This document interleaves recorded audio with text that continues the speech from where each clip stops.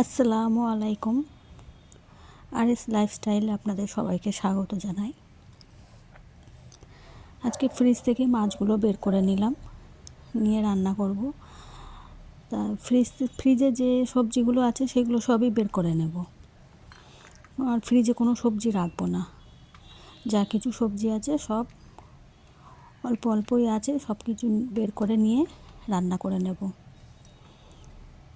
তার কারণ আমাদের হঠাৎই প্ল্যান হলো ঘুরতে যাওয়ার, কারণ ছেলে মেয়েদের স্কুল ছুটি পড়েছে।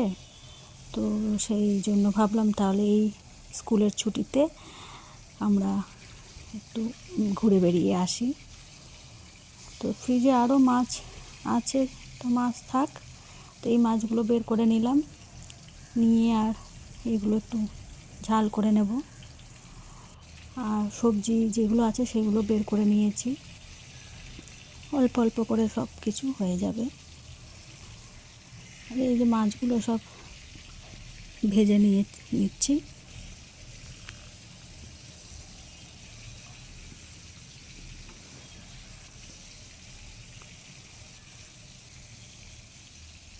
তো মাছগুলো আমার ভাজা হয়ে গেছে।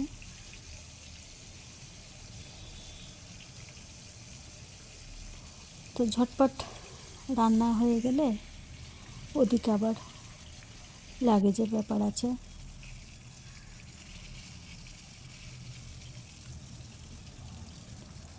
সেইগুলো সব ঠিকঠাক করতে হবে। একার হাতে সংসার হলে যেটা হয়, নিজেকেই সব কিছু দায়িত্ব নিয়ে করতে হয়। তো এই তো সব কিছু মশলা, আদা, পেঁয়াজ, টমেটো একসঙ্গে পেস্ট করে মশলাটাকে একটু কষিয়ে নিয়ে সর্ষে বাটা দিয়ে মাছটা রান্না করব। এভাবেই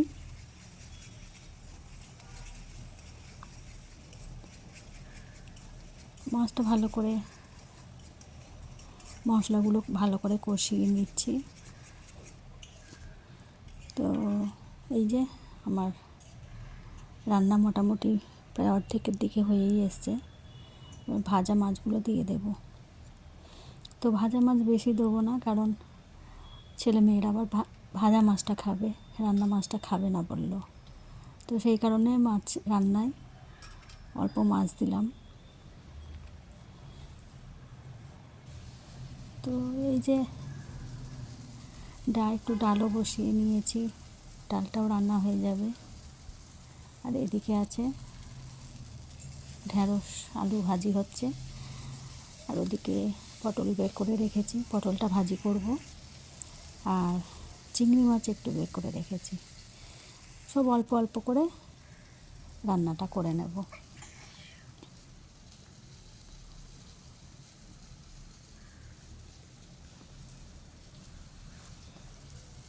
তো এইদিকে আমার ডালটা মোটামুটি হয়ে এসছে। চিংড়ি মাছটা ফ্রাই করে নিয়েছি।